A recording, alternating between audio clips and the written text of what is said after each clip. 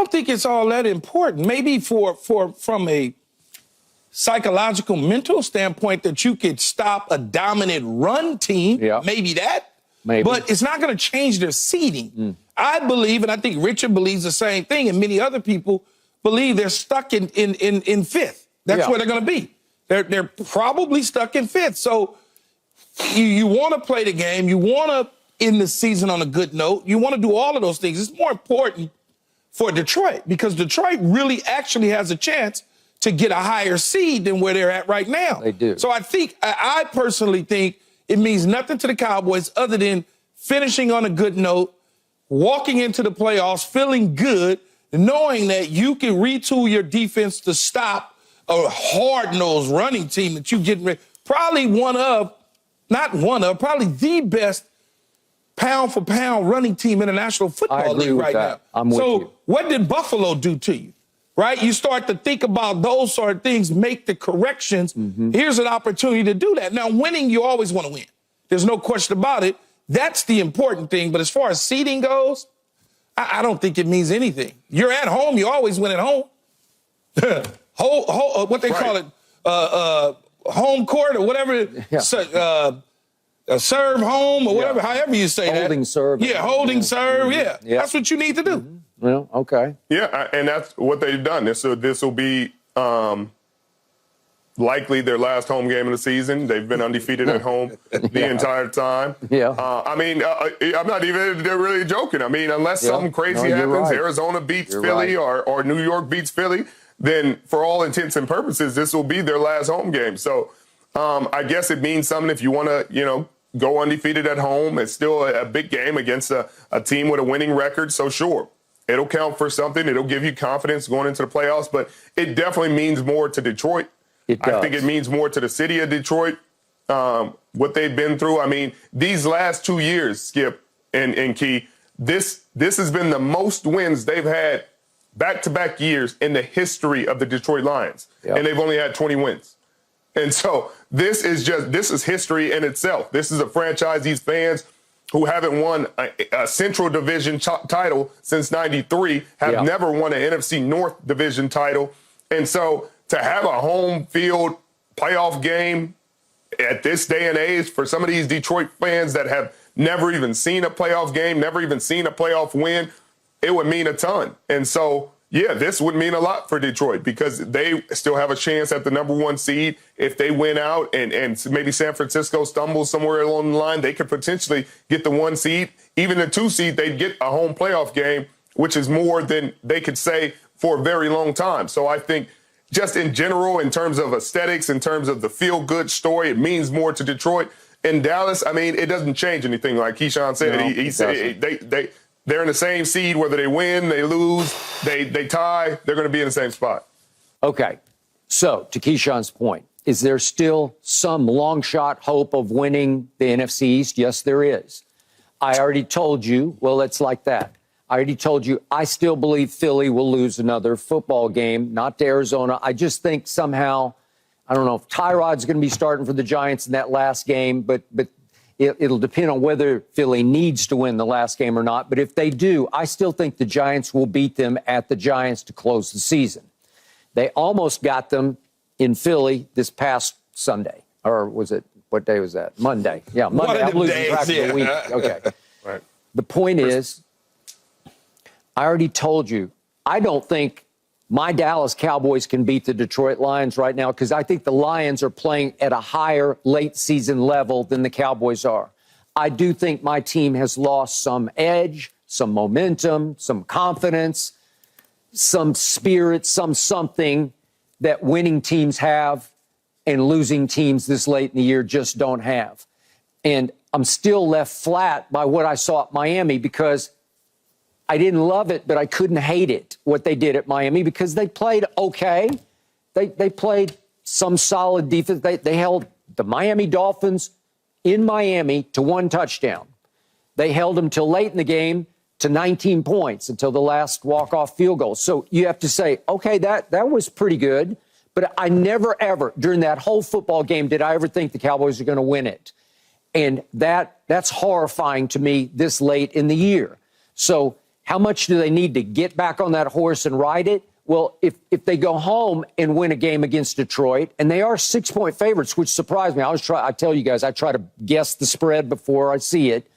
I thought they'd be 4-point to go to 6. They're saying Dallas is significantly better than Detroit. Now, I don't think Dallas is. If I were a bet man, I would bet against my team. I would take the 6 points. At home, they're a better team. They have been sensational at home. They've won 15 straight games by lopsided scores. Yeah, at home, they're a better team than Detroit at home. But as far as what they could prove by beating Detroit to Keyshawn or Richard, I think they'd prove nothing because you guys would just throw up your hands. No, that's not true. Here's what I said to you, Skip. Yeah. Show me you could stop what's been bothering you the entire year from the Arizona game. Show me you can stop the run. But they did that in Miami pretty well. They outrushed the Miami Dolphins 97-91. Coach, that's pretty good. Coach, different type of run team. Okay, well, obviously, I told you that going into the game. But this is a more physical. It is. Buffalo, San Francisco. Plus. Physical. Jahmyr Gibbs is flat out electric, and he can catch it as well as run with it. And if you look at what he's been doing the last couple of weeks, he is catching fire. He is figuring it out. Go ahead, Richard. Yeah, but this is one of the best offensive lines in football. It is. And they're bullets. I agree. And they're mean. They're you talk about Penei Sewell and the rest of these boys. They get after it. Their head coach is that kind of guy, Dan Campbell. They He's reflect one of those him. hard-nosed, bite the kneecap. blue-collar guys. Keyshawn, you Ben played Johnson's, with him, right? Oh, yeah. Oh, in Dallas? Ben Johnson's one of the best coordinators in football, and he's going to get a head coaching opportunity this next season. So he'll draw up some cool things. Aaron Glenn on the other side. I don't know if they have enough defensively in the back end. They have some guys that can play, but they just, I don't know if they have enough to stop what you guys have been able to do and the rhythm that you've been in the passing game and Dak Prescott. So I think that's why Vegas has the 6-point spread, because that's kind of the unknown. Your receivers, CeeDee Lamb, Cooks, Gallup, your tight end against this defense. But offensively, I think they're going to have some success. But Jared Goff is a wild card. Yeah. Wild card. Always is. He's a wild card in this game. Always is. And if he's clean and they keep him clean, it will be surgical. Skip. It'll be surgical. It'll be a long day for this defense. Yeah. If they get to him early and they're hitting him, he's hitting the ground, they're putting pressure in his face every single play, he'll start to make mistakes. And that's just been the history of Jared Goff. So this offensive line versus this defensive line will really tell the story of the game. Early on, if they keep him clean and he can go back there and diagnose, he can read defenses, he can process, and he can get the ball where it needs to go. And they got weapons, man, because it's St. Brown and it's Laporta, the rookie, obviously, and then he can flip it to Gibbs, and he's got Josh Reynolds, and Jameson Williams hasn't really sort of gotten his legs back underneath him. But they got weapons, and I know they're going to feel good about playing in this building because I remind you, you can say, well, it was last year, but they still got a good taste in their mouth, at least for 3 quarters, because I'm going to remind everybody, the first play of the fourth quarter last year at Jerry World, they have it 1st and goal at the 1, just like we had it 1st and goal 1 on our opening drive at Miami. But this is the first play of the fourth quarter. If they cash this, they go up 13-10 early in the fourth quarter, and they know that. And Jamal Williams got stripped at the goal line and lost it, and all of a sudden we pounce on it, and all hell broke loose on Detroit because that was their first turnover. Then Goff threw an interception, to Richard's point, and fumbled another, got strip-sacked on another one. All of a sudden, the game just blows up on Detroit, and they lose 24-6. But I'm telling you, it should have been 13-10 Detroit early in the third quarter. So I don't think they'll be intimidated by 15 in a row at Jerry World. They're not going to be intimidated, but you are a better team at home. You're averaging 40 points. Yeah, it's unbelievable. I mean, it's, this is the best team that you will play at home this year. Seattle gave you a good run for the money. Philadelphia, whatever that was, they walked in and that was it. The Rams at the time were not playing good. You knocked Stafford out of the game. Yep. But this is the best team. Like Richard said, they're scoreboard watching. They're trying to see if the Rams could upset San Francisco or somehow the Commanders get an onside kick and win the game. That's what they're looking at. They're scoreboard watching because they have an opportunity to get the number 1 seed. If they get the number 1 seed in Detroit, come on. Even the 2 seed, they already got a home game because they won their division, so they got a home game. And when you're the 2, you never know what could happen to the 1. And you don't know what's going to happen when you're the 2, right? All of a sudden, you look up in the 1, I got home field advantage as a 2 throughout the playoffs now. So they're going to come in there ready to play.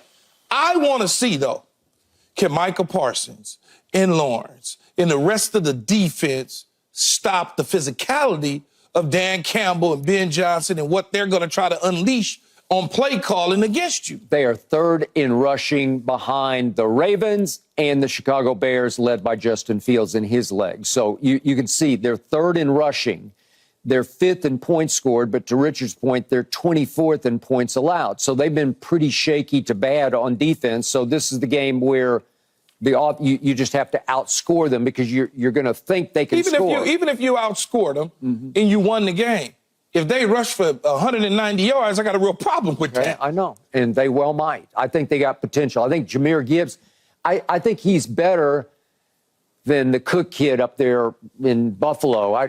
I just think he's more explosive than James Cook was, who exploded all over us at Buffalo, obviously, and they just ran us completely. And because Richard knows this as a defensive player, come playoff time, the teams that are portable, that you go up against that can run the football, those teams are dangerous. All right. So here's my weird theory about this weird Dallas Cowboy team, because we've seen them explode before. We see the firepower, we see the positives, and we see all the negatives.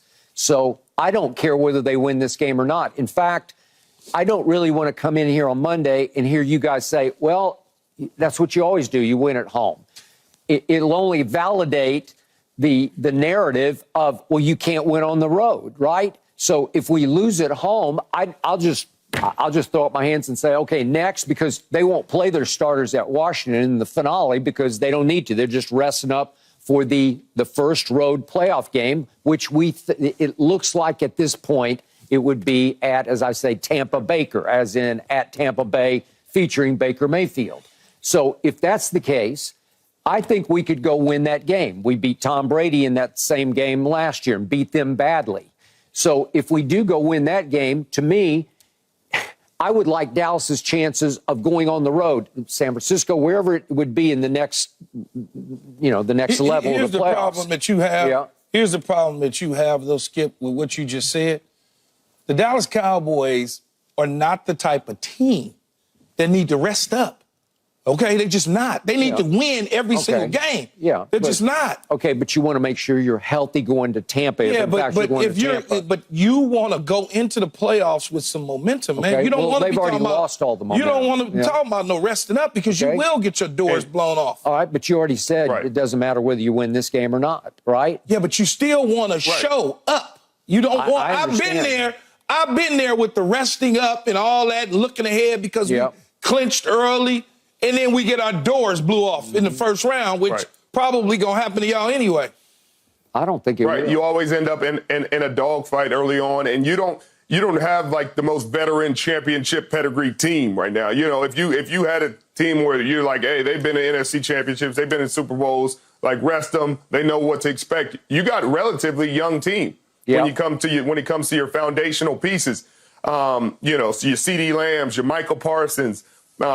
Those guys are young. Those guys need to play. They need the reps. They need to be out there and understand the sense of urgency out there. Sometimes you rest a guy like that, and you get lackadaisical, and you go into this next game in the playoffs, or it's a different kind of sense of urgency. That people are like, the game's faster. I don't know if the game's necessarily faster. It's just everybody is serious. Every play matters. There's a sense of serious urgency each and every play, and if you haven't been in that environment, then it kind of catches you by surprise.